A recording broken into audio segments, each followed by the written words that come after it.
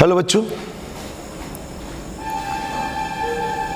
आज हम लोग फिर सॉलिड स्टेट का एक वीडियो लेकर के आए हैं, एक लेक्चर लेकर के आए हैं। इस पिछले लेक्चर में हम लोग सरल घन सिंपल क्यूब का पैकिंग इफिशिएंसी कैलकुलेट किया था बाबू। आज हम लोग बाबू करेंगे फलक केंद्रित घन का पैकिंग इफिशिएंसी या एफसीसी का पैकिंग इफिशिएंसी। देखिए, एफसीसी में एटम कहाँ कहाँ होता है, पहले ये जाने। परमाणु कहाँ कहाँ होता है, ये जाने कि एटम कहाँ कहाँ होता है। देखिए बाबू, आप सिंपल क्यूब है, ऐसे ऐसे। देखिए, किसी का भी पैकिंग इफिशिएंसी आप निकालेंगे, किसी का भी निकालना चाहते हैं तो आपको बताया गया है कि दो चीज निकालना होगा कि उसमें टोटल एटम कितना है, टोटल एटम का वॉल्यूम कितना है, फिर इस यूनिट सेल का वॉल्यूम कितना है, इस यूनिट सेल का वॉल्यूम कितना है, ये बात दिमाग में बैठाना है। देखिए, आपको क्या करना है कि बेटा यहां पे एटम जो होता है ना, कॉर्नर पर तो होगा ही होगा, 8 कॉर्नर पर होगा, 4 ऊपर 4 नीचे, 8 कॉर्नर पर होगा। फिर इसके बाद जो एटम जो होते हैं ना, ये फेस के सेंटर पे भी होते हैं।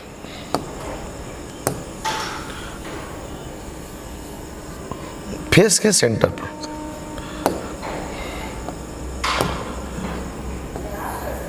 फेस के सेंटर पे, यहां पे भी, यहां पे भी, आगे भी, पीछे भी। यानी एटम कॉर्नर के साथ साथ फेस के सेंटर पे भी होते हैं। जैसे देखो, हम ये ऊपर वाला की बात करें, ए बी सी और डी की बात करें, ए बी सी डी की बात करें। देखिए यहां पर ये 4 एटम है, ये कॉर्नर का 4 एटम है। अब जैसे ही ये लाल वाला एटम बीच में जाएगा तो देखिए कॉर्नर का एटम देखिए हट जाएगा। देखिए, अगर कॉर्नर सेंटर पे कोई एटम नहीं है तो ये एटम एक दूसरे को टच करेगा। ए बराबर 2r करेंगे, ए बराबर 2r करेंगे कब? जब आपका सेंटर पे कोई एटम नहीं रहेगा, तब बीच में कोई एटम नहीं रहेगा, फेस पे फलक पे कोई एटम नहीं रहेगा तो। लेकिन जैसे ही यहाँ पे एक एटम आएगा, ये तो कॉर्नर का एटम, देखिए कॉर्नर का एटम एक दूसरे को हटा देगा, कॉर्नर का एटम एक दूसरे से दूर हट जाएगा। यानी कॉर्नर का एटम एक दूसरे को टच नहीं करेगा। यह बात दिमाग में बैठा है। ऐसे है तो टच कर रहा है, जब सेंटर पे नहीं है तो। लेकिन जैसे ही फेस में जाएगा, जैसे ही फेस में जाएगा तो कॉर्नर का एटम एक दूसरे को टच नहीं करेगा। दिमाग बैठा है, कॉर्नर का एटम एक दूसरे को टच नहीं करेगा। जैसे देखिए यहां पर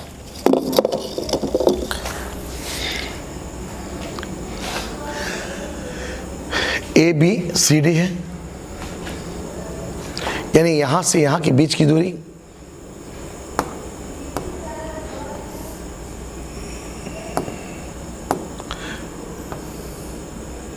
यहां से यहां के बीच की दूरी आपने ए माना, ये रेडियस r है। अब ए इक्वल टू 2r नहीं होगा। क्यों sir A equal to 2r क्यों नहीं होगा? क्योंकि जैसे ही हम बीच में एक एटम देंगे तो जो कॉर्नर का जो एटम है, ये देखिए कॉर्नर का एटम,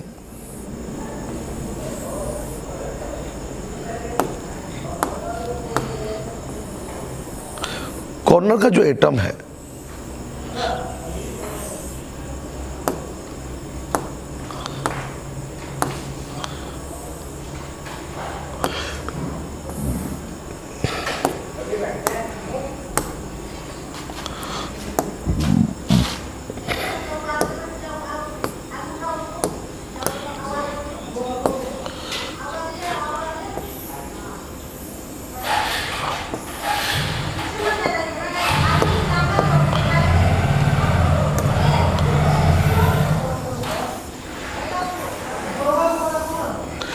ये जो कॉर्नर का एटम है एक दूसरे से हट जाएगा। ये ए है, ये बी है, ए बी, ये सी, ये डी है। कॉर्नर का एटम एक दूसरे को से हट जाएगा, लेकिन जो सेंटर का एटम है एक दूसरे को टच करेगा।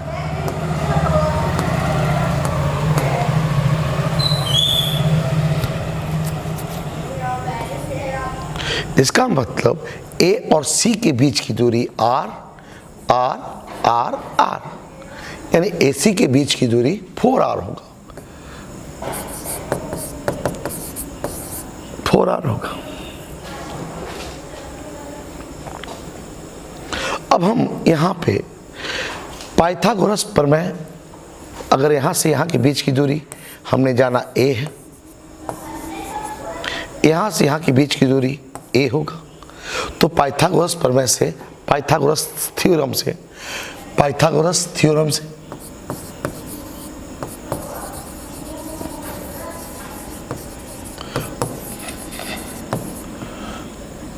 पाइथागोरस थ्योरम लिखो ना। पाइथागोरस थ्योरम से क्या होगा, ये AC का स्क्वायर बराबर AB का स्क्वायर प्लस BC का स्क्वायर,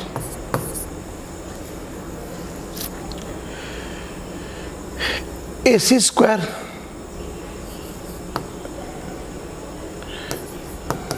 AC का स्क्वायर बराबर A का स्क्वायर प्लस A का स्क्वायर, यानी AC स्क्वायर बराबर AC स्क्वायर बराबर 2A स्क्वायर, AC बराबर A 2A का स्क्वायर का रूट, AC बराबर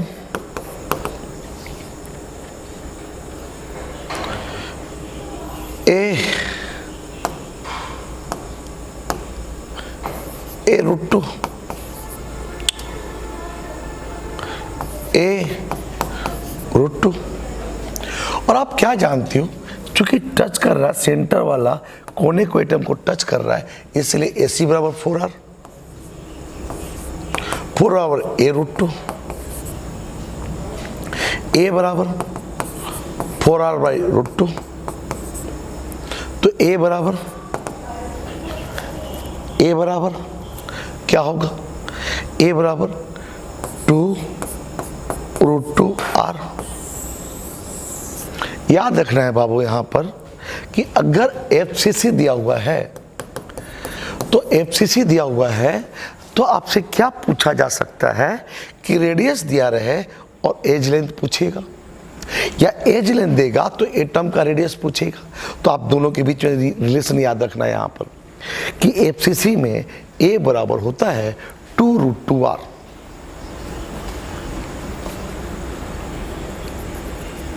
आप इतना याद रखना पड़ेगा बाबू। FCC में हो सकता है रेडियस दे के एज लेंथ पूछे, या एज लेंथ दे करके रेडियस पूछे, जब कब FCC दिया रहेगा तो। अब बता दो, आप तो जानते हो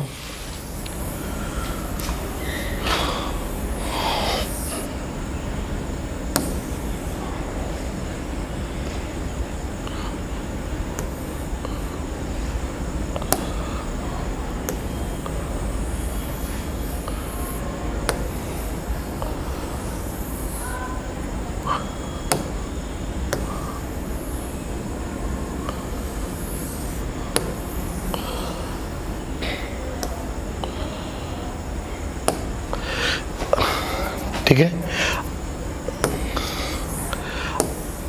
आप जानते हैं यहां पर कि volume of unit cell,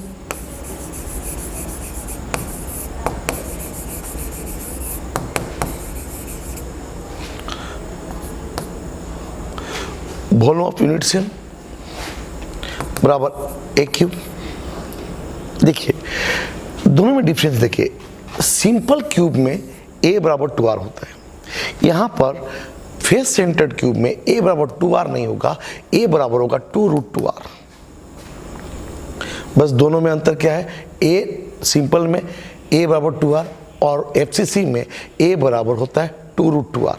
2r यहाँ पे 2√2r, √2 बढ़ जाएगा। क्यों? क्योंकि वैकेंट स्पेस यहाँ पे बढ़ जा रहा है, यहाँ पे इतना दूरी बढ़ जाने से, ये इतना दूरी बढ़ जाने से आपका a भी बढ़ जाता है।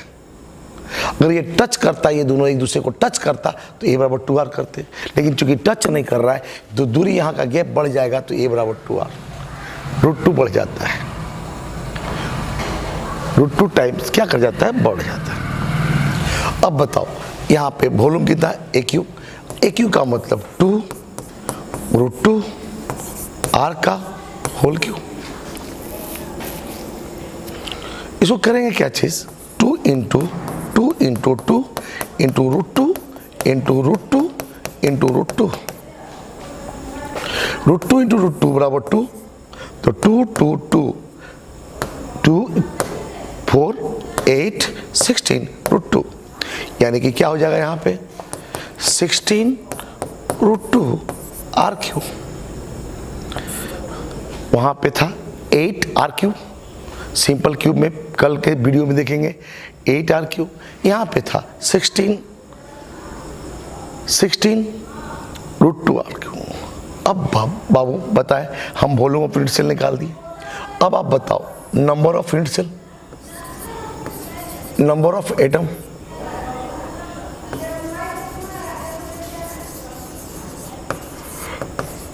नंबर ऑफ एटम, यानी कि यहाँ पे बाबू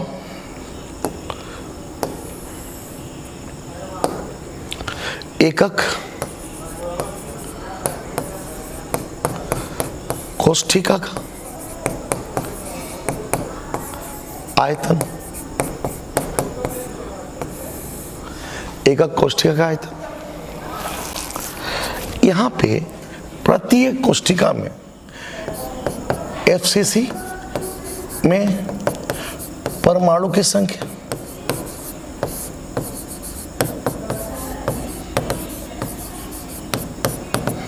FCC में परमाणु की संख्या, FCC में परमाणु की संख्या बराबर एक कोने पे 1/8 होता है।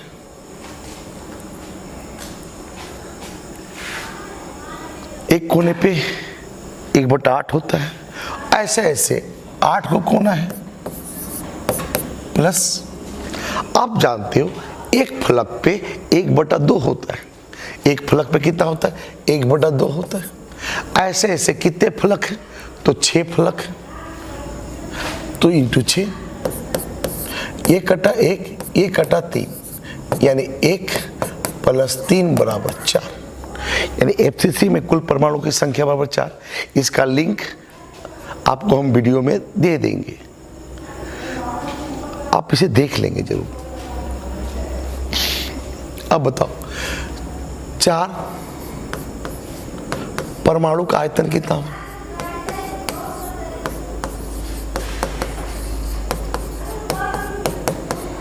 चार परमाणु का आयतन कितना होगा बताओ बाबू, 4 परमाणु का आयतन कितना होगा।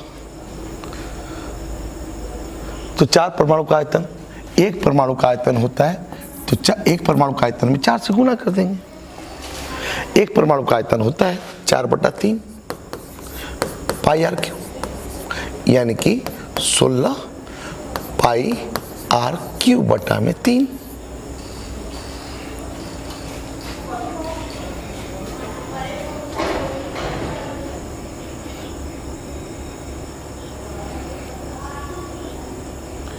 अब आप देखो यहाँ पे कि संकुलन प्रभास क्या होगा।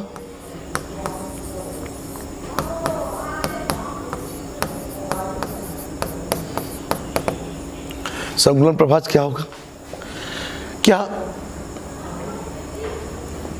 कुल परमाणु का आयतन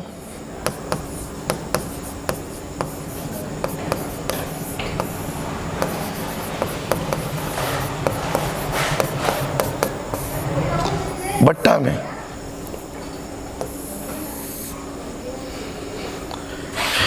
एफसीसी का आयतन,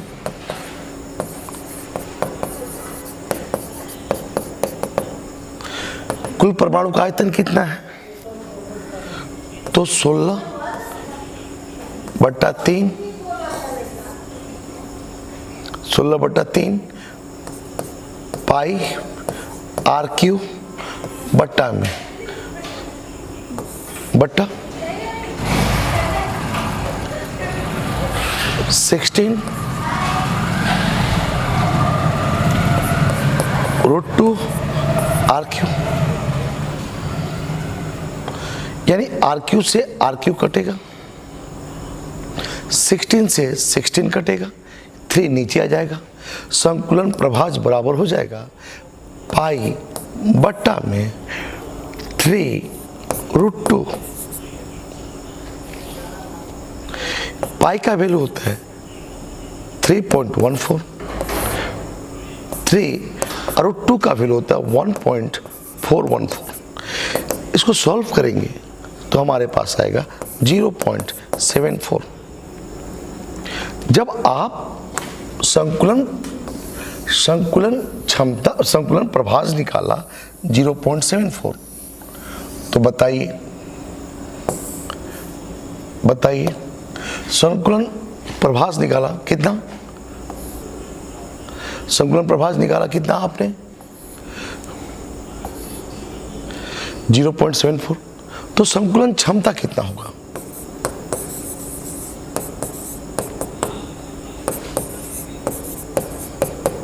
जितना निकलेगा उसको 100 से मल्टीप्लाई कर देंगे, यानी 74%। तो खाली स्थान रिक्तिया कितना होगा? रिक्तिया बराबर होगा 100 माइनस 74 बराबर 26%। अगर आपसे पूछा जाएगा कि बताइए रिक्तिया कितना होगा, तो 26%। कितना परसेंट संकुलन क्षमता यानी कितना प्रतिशत घेरेगा, तो 74%। संकुलन प्रभाज कितना हो, तो 0.74, या इसको आप याद रखेंगे पाई बाई 3√2, पाई बाई 3√2। फिर से एक बार समझें कि बाबू एफसीसी में जो परमाणु होता है वो कोने के साथ साथ फेस के सेंटर पे भी होता है, कोने के साथ साथ फेस के सेंटर पे भी होता है। क्योंकि फेस के सेंटर पे आने पे, फलक के केंद्र पे आने पे कोने का परमाणु हट जाता है, कोने का परमाणु एक दूसरे को स्पर्श टच नहीं कर पाता है, टच नहीं करने से A बराबर 2R नहीं होगा। तो सर A बराबर कितना होगा?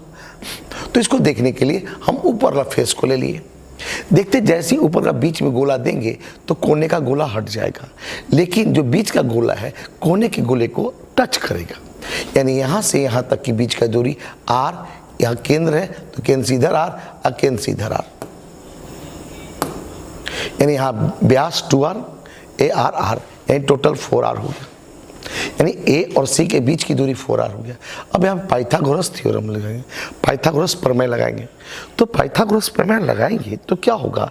AB का स्क्वायर बराबर BC का स्क्वायर बराबर AB का स्क्वायर प्लस BC का स्क्वायर बराबर AC का स्क्वायर, यानी जो कर्ण होता है लंब और आधार के स्क्वायर के बराबर होता है। अब हम AC का स्क्वायर बराबर A square plus A square, AC square बराबर 2A स्क्वायर, AC का बराबर तो ये वर्गमूल आ जाएगा, स्क्वायर रूट हो जाएगा, A स्क्वायर का स्क्वायर A हो जाएगा स्क्वायर रूट, और √2 का √2 निकलेगा। अब हम AC बराबर हम जानते हैं 4R है, तो AC बराबर 4R कर दिए, 4 को 2 से √2 से डिवाइड करेंगे तो 2√2R रहेगा, यानी ये इक्वेशन को A बराबर 2√2R याद रखेंगे। अब एकक कोष्ठक का आयतन क्या होता है? A3। अब A के बदले 2√2R लिख देंगे, उसका होल क्यूब, यानी 16√2R। अब एफसीसी में टोटल एटम कितना होता है? तो जानते हैं एटम कोने पे होगा, तो कोने पे 1/8 गुने 8, फेस पे 1/2 गुने 6 बराबर 3, यानी टोटल एटम 4 होगा। 4 परमाणु का आयतन कितना होगा? 4 गुने 4/3 पाई R क्यूब, 16/3 पाई R क्यूब। संकुलन प्रभाज कुल परमाणु का आयतन बटा एफसीसी का आयतन, तो कुल परमाणु का आयतन एकक कोष्ठक का आयतन, कुल परमाणु का घनत्व 16/3 पाई आर क्यूब, 16√2 आर क्यूब, एक कोष्ठक का आयतन डिवाइड आर क्यूब से आर क्यूब कटा, 16 से 16 कटा, पाई/3√3, पाई का वैल्यू 3.14, 3 का वैल्यू 3/3 और √2 का वैल्यू 1.414 हुआ। इसको सॉल्व किया तो 0.74 आएगा, यानी संकुलन प्रभाज 0.74। अब परसेंटेज निकालना है तो उसको 100 से मल्टीप्लाई कर देंगे तो 74%। आप पहले आप इसे नोट कर लो हिंदी मीडियम वाले लोग। अब देखिए यहां पे देखो, थोड़ा सा देखेंगे आप।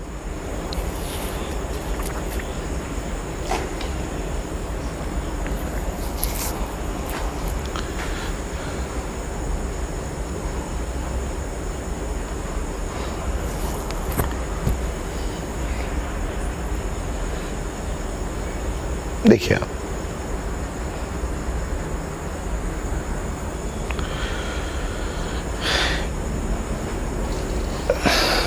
एफसीसी में देखिए एटम केवल कोने पे होगा और कोने के साथ साथ देखिए फेस के सेंटर पे भी है। आप यहाँ पे फेस के सेंटर पे आप देखो, यहाँ पे ये क्या है, देखो यहाँ पे ये फेस के सेंटर वाला, ये कोने वाला। अब देखो कोना से कोना में ये देखो टच नहीं कर रहा बाबू, लेकिन जो सेंटर पे देखिए कोने के टच कर रहा है। आप फिर ध्यान दें कि कोने का जो एटम है वो एक दूसरे को टच नहीं करता है, लेकिन जो सेंटर वाला एटम है सबको टच करता है। इसको अब देखो, देखिए आप देखिए, जैसे सेंटर पे जाएगा तो कोने का एटम हट जाएगा। अब इसको काटा जाए तो ये एटम का यहाँ पे 1/8 ही पार्ट होता है। इस यूनिट सेल में ये एटम का 1/8 पार्ट, वो एटम का 8 पार्ट, ये पूरा स्फीयर। देखो इसका रेडियस r माने, इसको यहाँ से आप डायगोनल लिए A और C के बीच, तो यहाँ की लंबाई A, यहाँ की लंबाई A और एक पाइथागोरस देखो AC बराबर B, यहाँ से यहाँ B मान लिए हैं, B बराबर 4R, R, यानी 4R, AC का वैल्यू 4R होगा। देखो आप,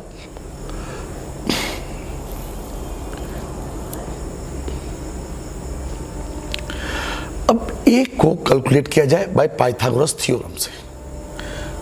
पाइथागोरस थ्योरम से कैलकुलेट करेंगे तो कैसे, एक ट्रायंगल है, राइट एंगल ट्रायंगल है ABC में, AC का स्क्वायर बराबर AB का स्क्वायर प्लस BC का स्क्वायर, यानी B का स्क्वायर टोटल यहाँ से यहाँ B मान लिए हैं, तो B का square A plus A, B square बराबर 2A स्क्वायर, B बराबर क्या हो जाएगा, B बराबर A√2 यानी बराबर 4R, B का वैल्यू 4R है, तो A बराबर क्या होगा, A बराबर 4R/√2, हमने अभी बात किया है, यानी 2√2R, A बराबर 2√2R। अब आप बताओ A बराबर 2√2R, तो volume of cubic unit cell A के बदले हम इसको ला सकते हैं, होल 2√2R का होल क्यूब बराबर 16√2R क्यूब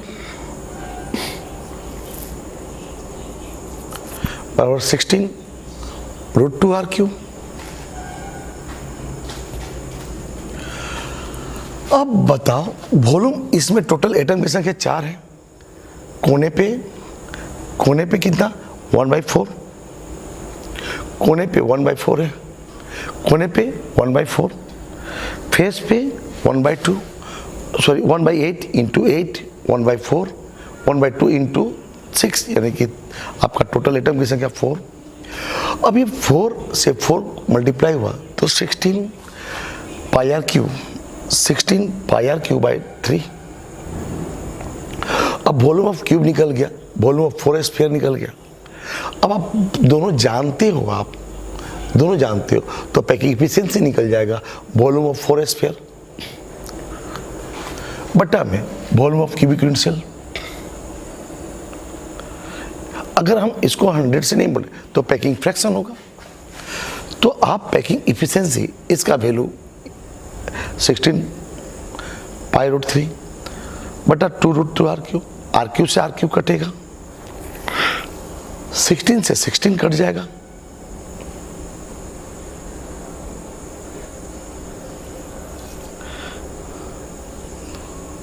सिक्सटीन से 16 कटेगा, RQ से RQ कट जाएगा, ये 3 नीचे आ जाएगा।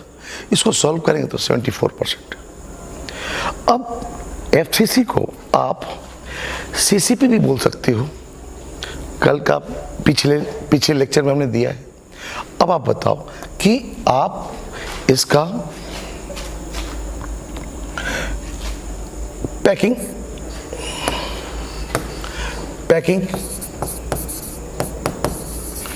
फ्रैक्शन कितना निकला? 0.74%। पैकिंग इफिशियंसी कितना निकला?